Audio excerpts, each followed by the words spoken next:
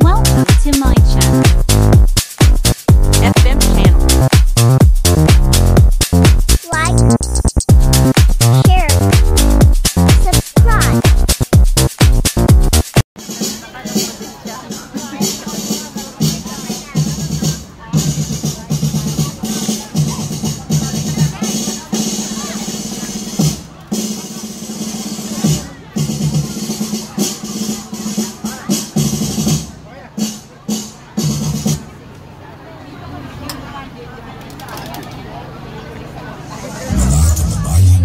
Pambansang awit ng Pilipinas.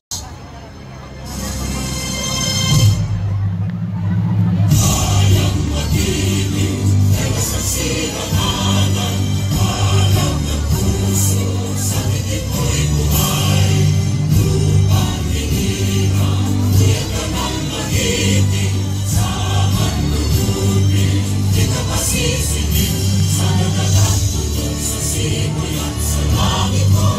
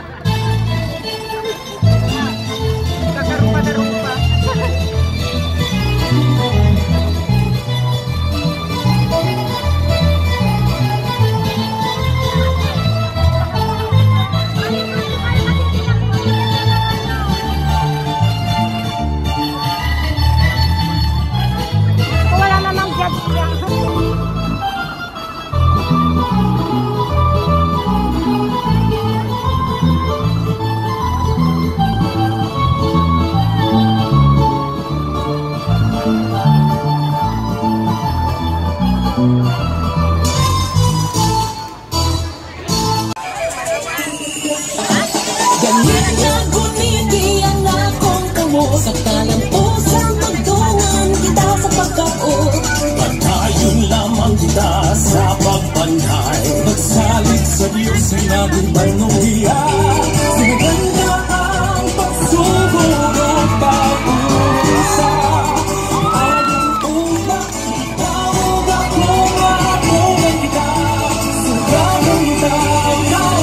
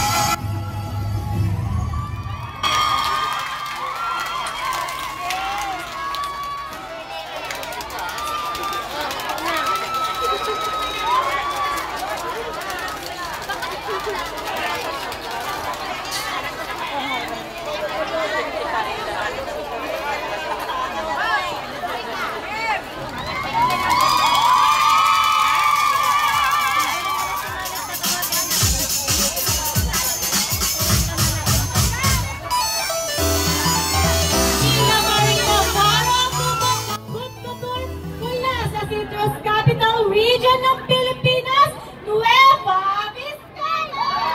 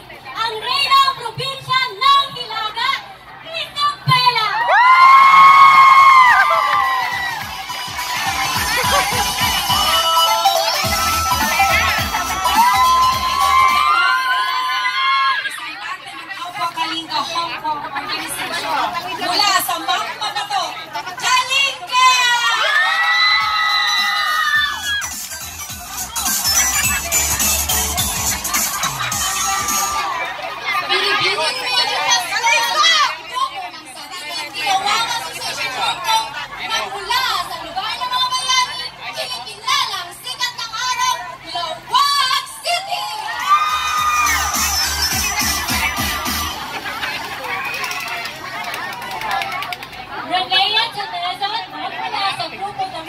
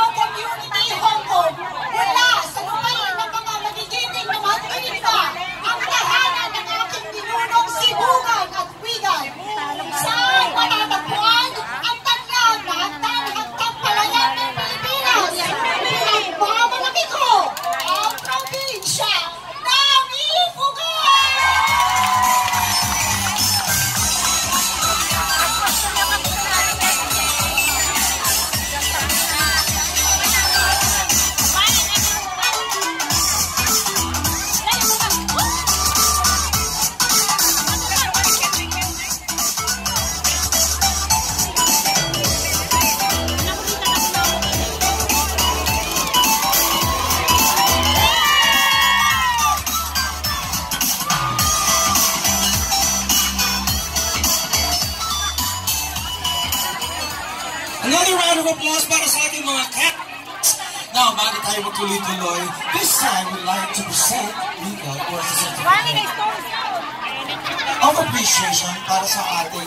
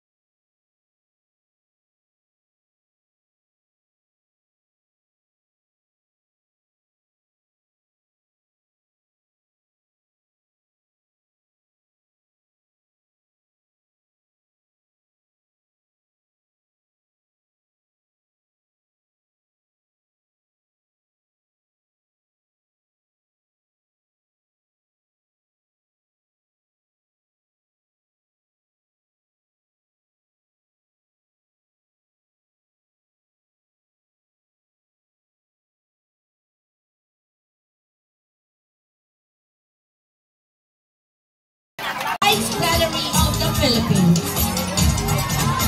The carabao on her shoulder symbolizing the traditional farming practices and the hard work spirit of the noble.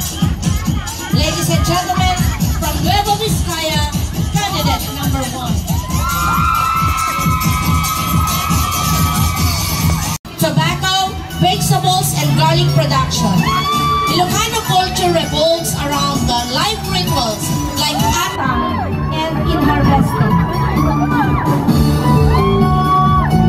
Festivities like the Pamulino and traditional Ilocano handcrafts like Inabel fabrics, especially Ilocano culture values and traditions reflected in the performance of the fashion.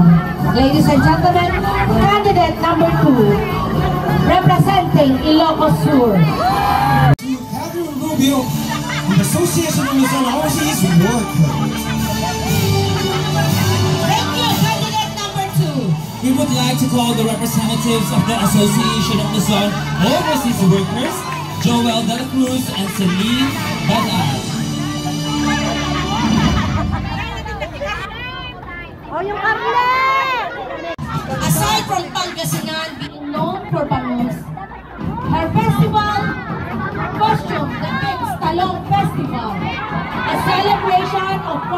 good harvest in the town of Villasis, where she hailed from. A first-class municipality is known as the main producer of eggplant and other vegetable crops across northern Luzon. Unlike other crops, the talong represents prosperity and protection. The basket on her costume with the talong mixed with other crops represents protection, abundance, and prosperity. Ladies and gentlemen, candidate number 3.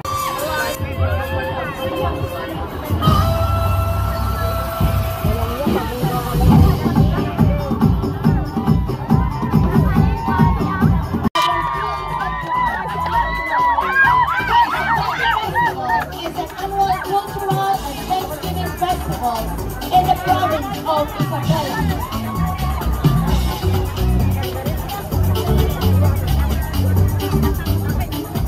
Hirap kaya gawin yung damit niya.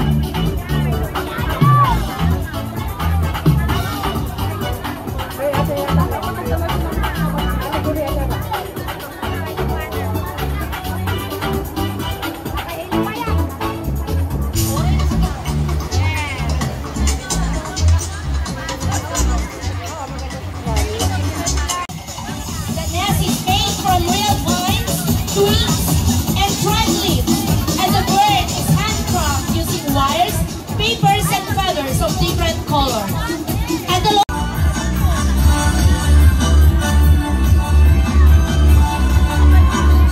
candidate number 6, this gown design is Filipiniana to showcase our culture.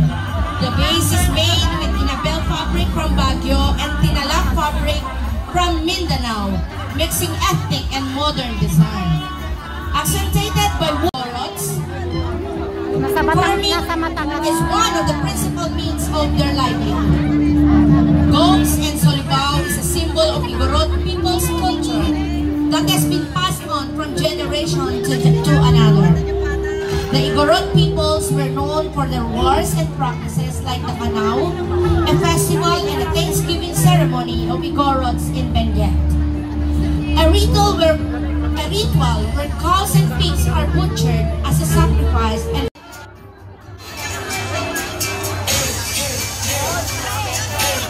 Kasayawan Festival is an annual festival in the city of Davao in the Philippines. The festival is a celebration of life, the thanksgiving for the gifts of nature, the wealth of culture, the boundaries of harvest, and serenity of living.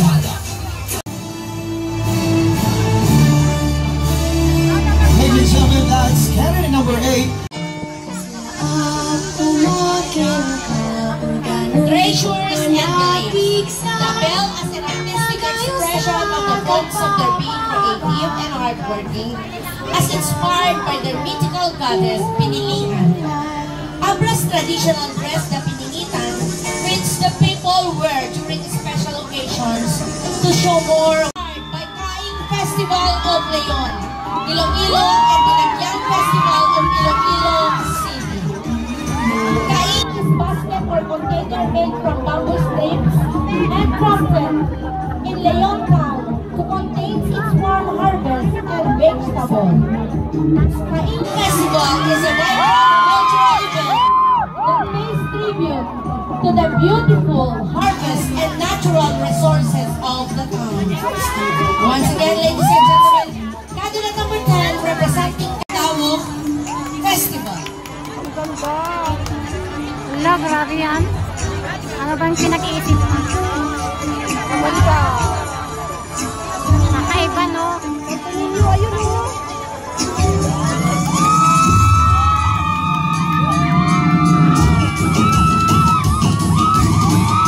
Through the symbol of Tawo-Tawo or Scarecrow, it is a celebration of Isabela province as the largest capital city that represents the main agricultural harvest, or corn in the local Ibanag and dialect.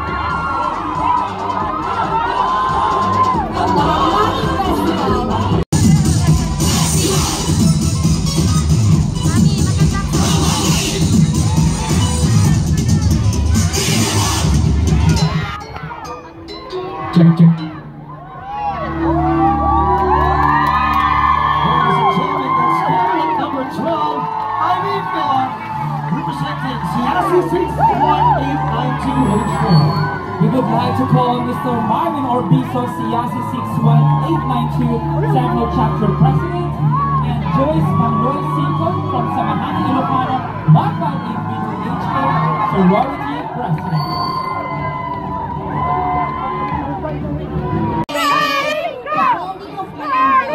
As an independent province when it was separated from Apayao on February 14, 1995, and honoring Kalinga's century-old unique peacekeeping province. The Bodong practice songs, dances, and showcasing indigenous products of the said province is what candidate number 10 is depicting. Ladies and gentlemen, Bodong Festival of Kalinga.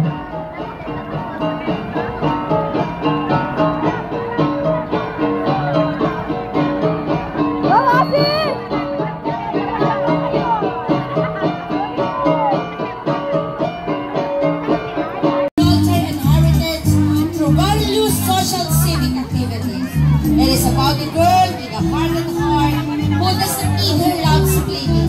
It is about courtship and love. Her festival attire depicts femininity. The princess cut skirt delicately decorated with coconut shell, coconut husk, and wood husk conveys simplicity of every Ilocano. The main materials used in the creation is abaca fabric and coconut. Like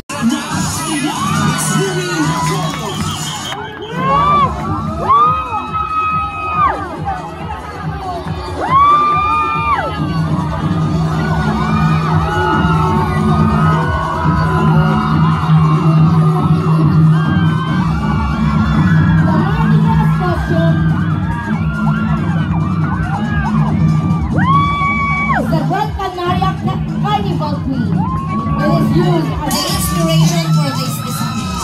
Samba, as a famous Brazilian dance, is known for its surfing and sexy movement that captivates the heart of festival reviewers.